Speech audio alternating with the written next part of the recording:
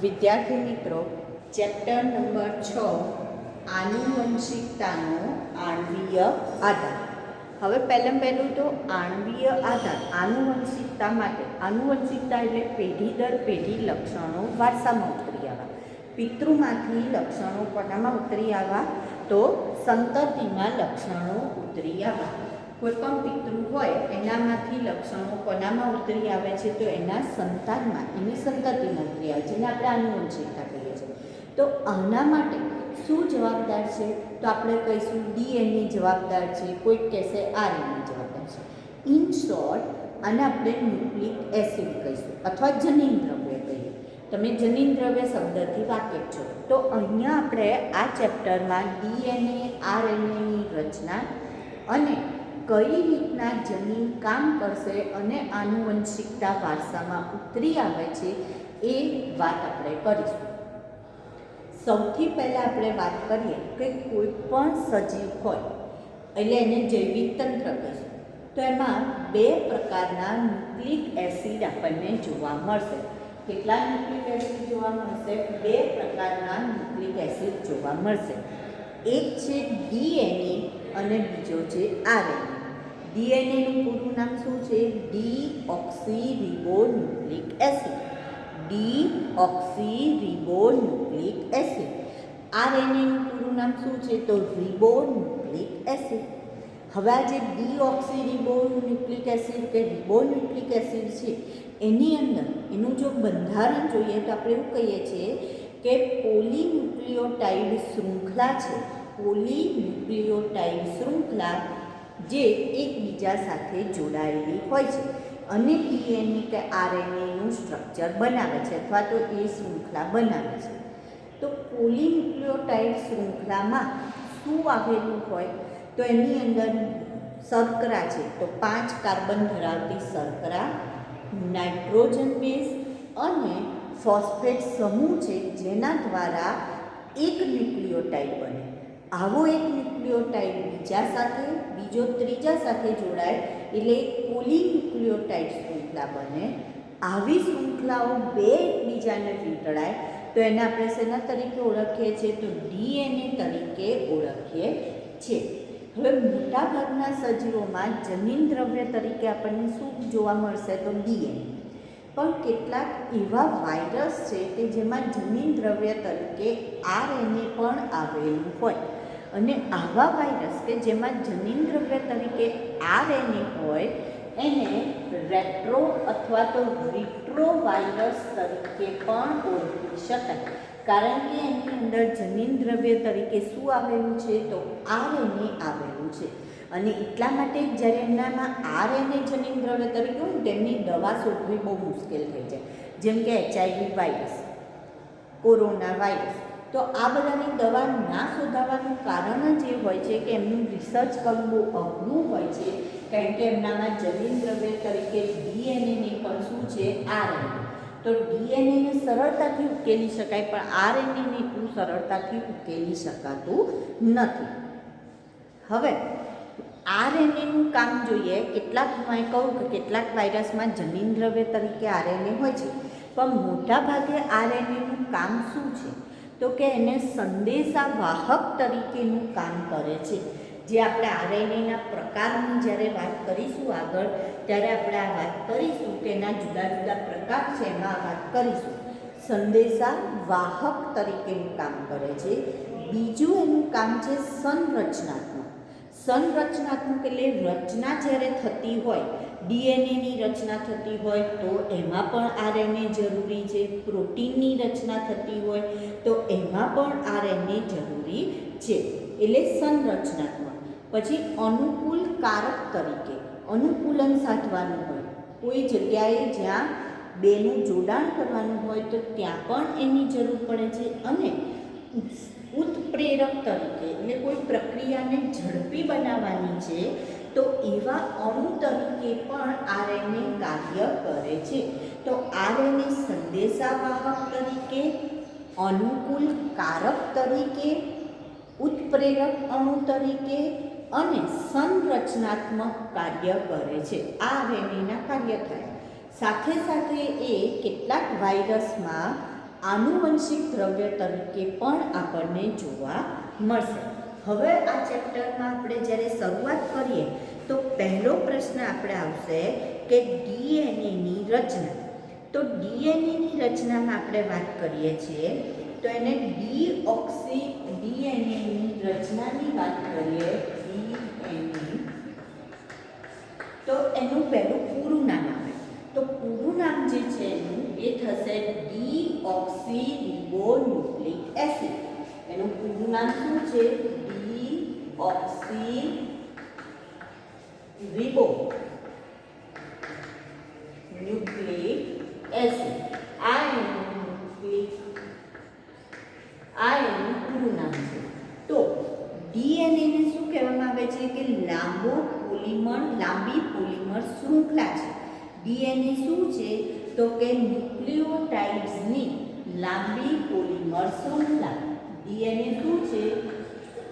ન્યુક્લિયોટાઇડની લાંબી શૃંખલા અથવા પોલિમર શૃંખલા કહીશું.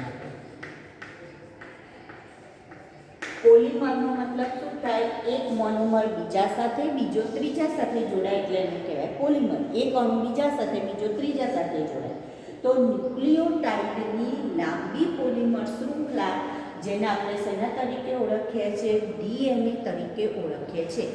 હવે આની અંદર જે પણ નાઇટ્રોજન બેઝ હોય છે, આની અંદર જે પણ નાઇટ્રોજન બેઝ અથવા તો આપણે કહીશું ન્યુક્લિયોટાઇડ, તો એ ન્યુક્લિયોટાઇડ્સની સંખ્યા જુદી જુદી હોય અને એના ઉપરથી એને નામ જુદા જુદા આપવામાં આવે છે. જે ન્યુક્લિયોટાઇડ્સની સંખ્યા છે એ જુદી જુદી હોય જેને બેઝ પેર કહેવાય. ન્યુક્લિયોટાઇડની જે સંખ્યા છે એને આપણે બેઝ પેર કહીશું અને એના ઉપરથી એને શું કરવામાં આવે છે? તો નામ આપવામાં આવે છે. બેઝ પેર શબ્દ વાપરેલો છે ને એની સંખ્યાના આધારે એને નામ આપીશું. તો અહીંયા એક ઉદાહરણ, બે ત્રણ ઉદાહરણ આપેલા છે. પહેલું ઉદાહરણ છે બેક્ટેરિયોફેજ 5:174. આવું એક બેક્ટેરિયોફેજ છે. તો આની અંદર 5386 બેઝ પેર આપણને જોવા મળશે. ન્યુક્લિયોટાઇડ્સ જોવા મળશે. કેટલા? 5386 જોવા મળે છે. પછી આપણે જોઈએ બેક્ટેરિયોફેજ લેમ્ડા. તો જ્યારે બેક્ટેરિયોફેજ લેમ્ડાની વાત કરીએ તો એની અંદર આપણને 48,502 બેઝ પેર જોવા મળશે. બરાબર? બેઝ પેર અથવા તો એને બેઝ જોડ તરીકે પણ ઓળખી શકાય. આ બીપી એટલે શું છે? બેઝ પેર. અથવા તો એને આપણે શું કહીશું?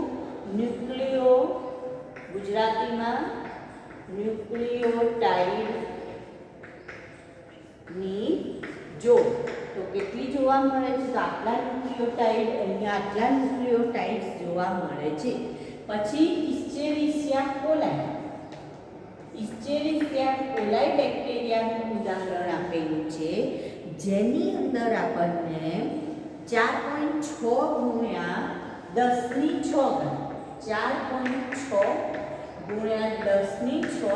બેઝ પેર જોવા મળશે. અને જો મનુષ્યનું આપણે ડીએનએની વાત કરીએ, એકકીય ડીએનએ, તો એમાં 3.3 ગુણ્યા મનુષ્યના એકકીય ડીએનએ એટલે એક શૃંખલા, એકકીય ડીએનએની વાત કરીએ તો એમાં આપણને 3.3 ગુણ્યા 10⁹ બેઝ પેર, આટલા બેઝ પેર જોવા મળશે. 3.3 ગુણ્યા 10⁹ બેઝ પેર. તો અહીંયા આપણે આ જે બેઝ પેર છે એના ઉપરથી જે ન્યુક્લિયોટાઇડ્સની જોડ છે એના ઉપરથી એના નામ શું થતા જાય છે, બદલાતા જાય. તો એના નામ આ રીતના આપવામાં આવે છે. હવે આપણે ડીએનએ અણુની રચના જોઈએ. તો તમને એ ખબર હશે કે આનું જે મોડલ છે એ કોણે આપેલું છે, તો વોટસન અને ક્રિક, જેમની મદદથી આપણે આ અણુની રચના બરાબર ભણી શક્યા છે.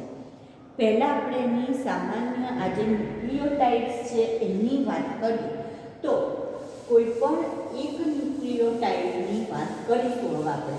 તો ન્યુક્લિયોટાઇડ્સની અંદર આપણે જોઈએ તો પેન્ટોઝ શર્કરા આવેલી હોય એટલે આપણે એને કહીશું પોલીન્યુક્લિયોટાઇડ શૃંખલાની રચના અથવા ડીએનએની રચના કહીશું આપણે એને.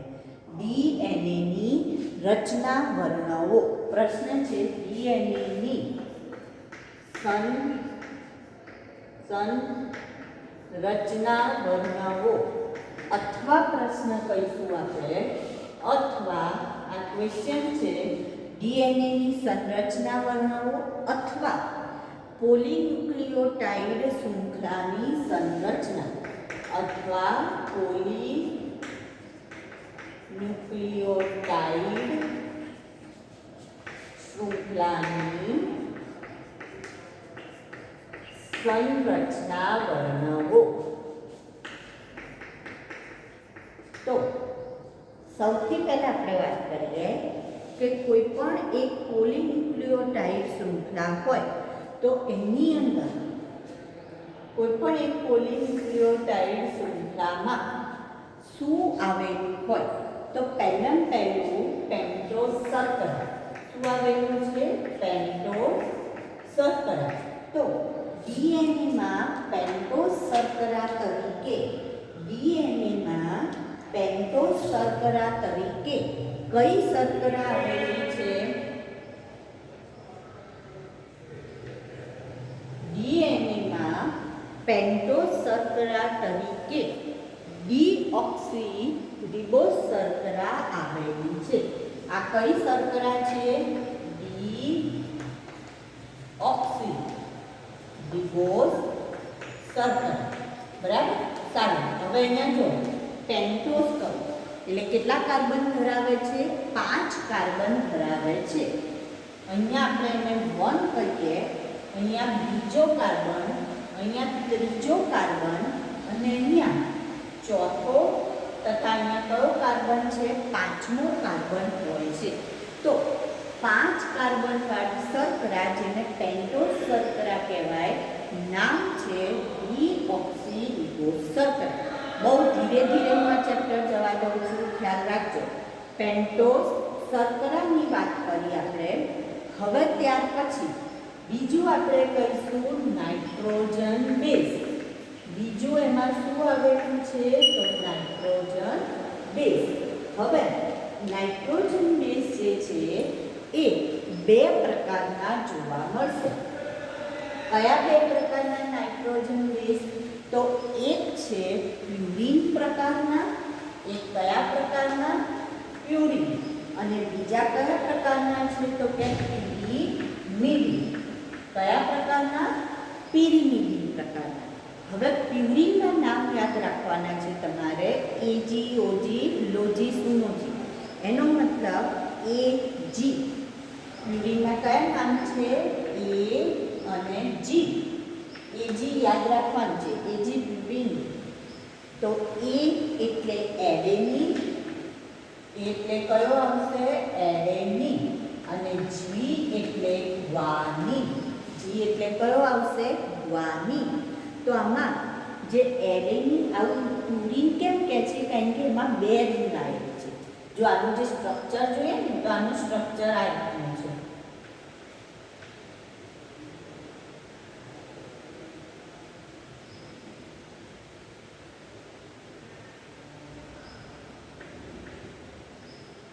આવું સ્ટ્રક્ચર.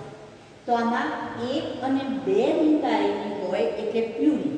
જ્યારે પિરિમિડિનમાં એક જ રિંગ આવેલી હોય છે, બેન્ઝીન રિંગ, એટલે એને શું કહેવામાં આવે છે, પિરિમિડિન તરીકે ઓળખવામાં આવે. તો આમાં આપણે ઉદાહરણ, આના તમારે સ્ટ્રક્ચર યાદ નથી રાખવાના, એટલે એડેનિન ખાલી નામ યાદ રાખવાના છે, એડેનિન પિરિમિડિનની જો વાત કરીએ તો એમાં થાઇમિન, સાઇટોસિન અને જો આરએનએ હોય તો થાઇમિનની જગ્યાએ યુરેસિન. આ આગળ આવશે એટલે હું વધારે તમને ડિટેલમાં સમજાવીશ. જ્યારે ડીએનએનું સ્ટ્રક્ચર બનતું હોય તો થાઇમિન જ આવશે, પણ જો ડીએનએનું સ્ટ્રક્ચર ના બનતું હોય ને આરએનએ બનતું હોય તો થાઇમિનની જગ્યાએ શું આવી જશે? યુરેસિલ આવે છે. એટલે થાઇમિન, સાઇટોસિન અને યુરેસિલ એ શું આવશે? નાઇટ્રોજન બેઝ તરીકે આવે છે. હવે આ જે નાઇટ્રોજન બેઝ છે એ 5મા કાર્બન સાથે ગ્લાયકોસિડિક બંધ પેન્ટોઝ શર્કરાના પ્રથમ કાર્બન સાથે ગ્લાયકોસિડિક બંધ વડે જોડાય છે. આ બેનું જોડાણ થાય છે તો સ્ટ્રક્ચર કંઈક આવું બનશે. આ બેનું જોડાણવાળું સ્ટ્રક્ચર બતાવું છું.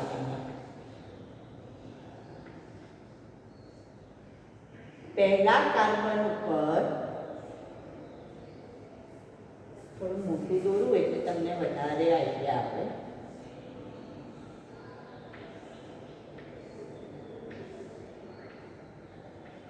પહેલો કાર્બન કયો કીધો તો? આ કીધો તો આની જોડે નાઇટ્રોજન બેઝ કયો બંધ બનાવે છે? તો કે એન ગ્લાયકોસિડિક બંધ બનાવે છે. આ નાઇટ્રોજન બેઝ જોડાઈ ગયો. અહીંયા નાઇટ્રોજન બેઝ આ કલર દોરું છું. ચલો, તો એનો મતલબ આ કયો નાઇટ્રોજન બેઝ છે? તો પ્યુરિન પ્રકારનો છે. તો સપોઝ હું અહીંયા લખું છું એ, તો એનો મતલબ આ કયો થયો? તો એડેનિન જોડાય છે. એડેનિનની જગ્યાએ હું અહીંયા જી લખું છું તો ગ્વાનિન જોડાય છે. બરાબર? સારું. આ કયો બંધ છે? અહીંયા એન ગ્લાયકોસિડિક બંધ. કયો બંધ? એન ગ્લાયકોસિડિક બંધ બને છે. કયા કાર્બન સાથે જોડાયું છે? તો પહેલા કાર્બન સાથે, કાર્બન નંબર 1 એની સાથે પ્યુરિન જોડાય છે. તો પેન્ટોઝ શર્કરાના પહેલા કાર્બન સાથે નાઇટ્રોજન બેઝ જોડાય તો આટલી જે રચના થઈ અને કહેવાય ન્યુક્લિયોસાઇડ. શું કહેવાય? ન્યુક્લિયોસાઇડ. હવે આ સાઇડમાં ફોસ્ફેટ ઉમેરાય એટલે એને કહેવાય ટાઇડ. હવે આ સાઇડમાં શું ઉમેરાય? ફોસ્ફેટ. તો ત્રીજું આવશે ફોસ્ફેટ સમૂહ, જેને આપણે આ રીતના બતાવીએ છીએ. પી વડે બતાવીશું. તો જે 5મો કાર્બન છે તે 5મા કાર્બન સાથે ફોસ્ફેટ સમૂહ ફોસ્ફો એસ્ટર બંધ વડે જોડાય છે. અહીંયા આપણે 5મો કાર્બન બતાવ્યો આ રીતના. તો 5મા કાર્બન સાથે ફોસ્ફેટ સમૂહ જોડાયો, જે કયા ઓલા વડે જોડાયો? બંધ વડે જોડાયો. ફોસ્ફો એસ્ટર બંધ. કયો બંધ? મોટું દોરું એટલે વધારે ખ્યાલ આવે.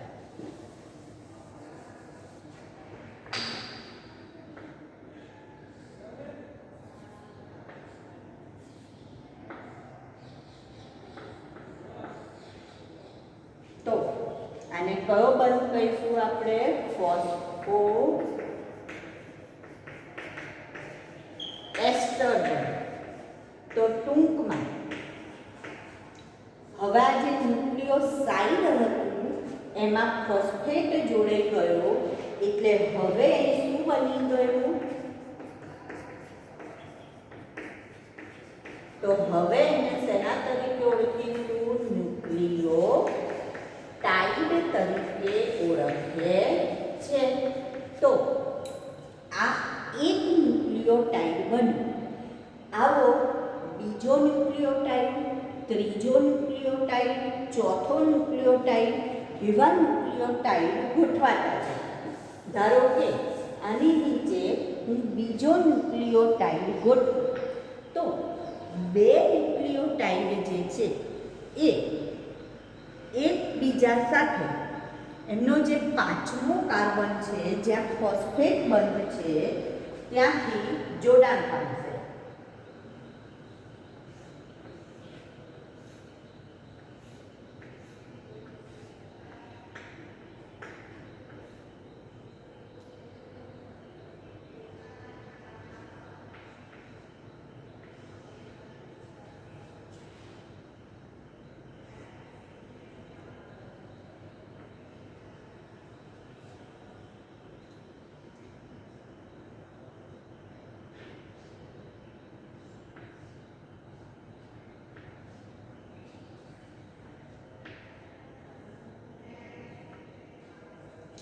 હવે જો આ એક ન્યુક્લિયોટાઇડ, આ બીજો ન્યુક્લિયોટાઇડ, બીજા ન્યુક્લિયોટાઇડનો પાંચમો કાર્બન જ્યાં ફોસ્ફેટ છે, પહેલા ન્યુક્લિયોટાઇડનો ત્રીજો કાર્બન, તો ત્રીજા કાર્બનનો ત્રીજો કાર્બન અને પાંચમા કાર્બન વચ્ચે બંધ બનશે. ફોસ્ફો અને આ એસ્ટર છે ને પણ બે જગ્યાએ બને એટલે એને કહેવાય ડાયએસ્ટર બંધ. ફોસ્ફો ડાયએસ્ટર બંધ.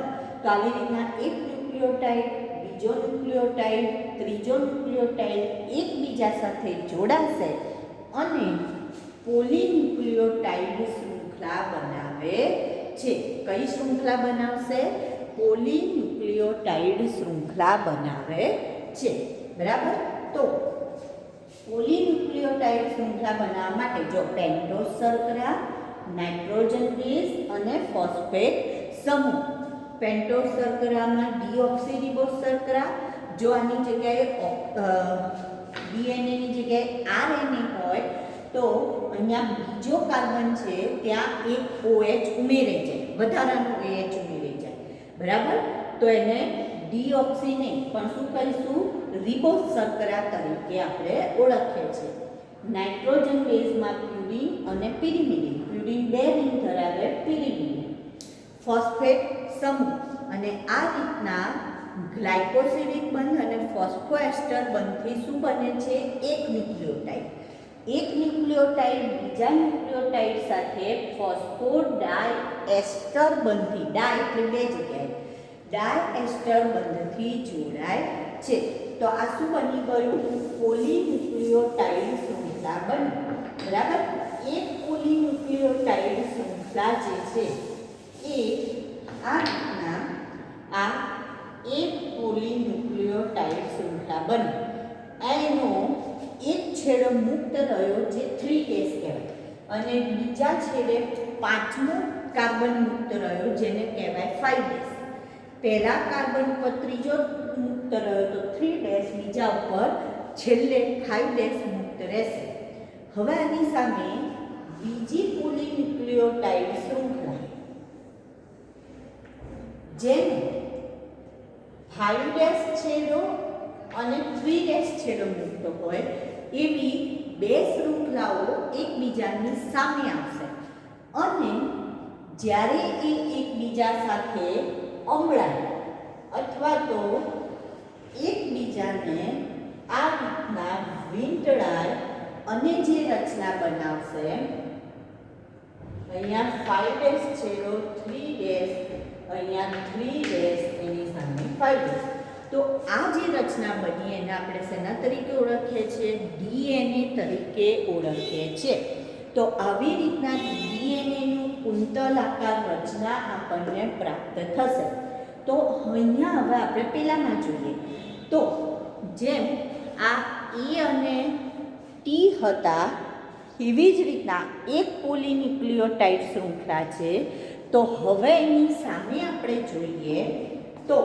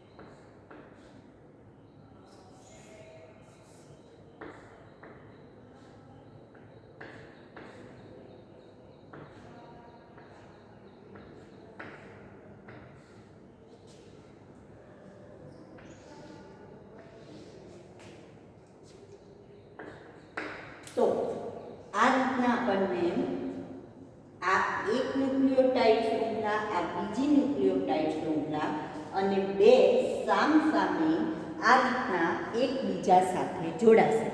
હવે એની વચ્ચે અહીંયા પણ એક બંધ બને છે, જે છે હાઇડ્રોજન બંધ. આ કયો બંધ છે? હાઇડ્રોજન બંધ. તો ડીએનએની રચનામાં કુલ 3 બંધ જોવા મળશે. ગ્લાયકોસિડિક બંધ, ફોસ્ફોડાયએસ્ટર બંધ અને ત્રીજો કયો આવશે? હાઇડ્રોજન બંધ આવે છે. ડીએનએની રચનામાં આપણને કેટલા બંધ જોવા મળ્યા? 3 બંધ જોવા મળશે. હવે જે ફ્રેડરિક મિસર છે એમણે એસિડિક પદાર્થ તરીકે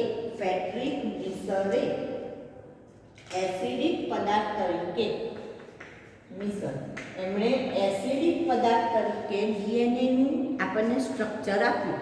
જે મિસર હતા એમણે આવું એસિડિક પદાર્થ તરીકે ડીએનએને ઓળખ્યો અને એને ન્યુક્લિયન તરીકે ઓળખ્યો. શેના તરીકે ઓળખ્યો? ન્યુક્લિયન તરીકે ઓળખ્યો.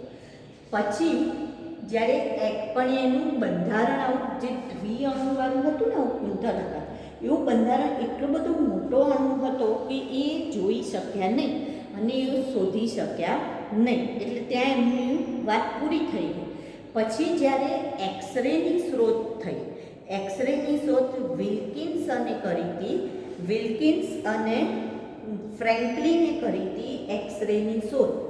વિલ્કિન્સ અને ફ્રેન્કલિન એમણે જ્યારે એક્સરેની શોધ કરી એ પછી વોટસન અને ક્રિક જે હતા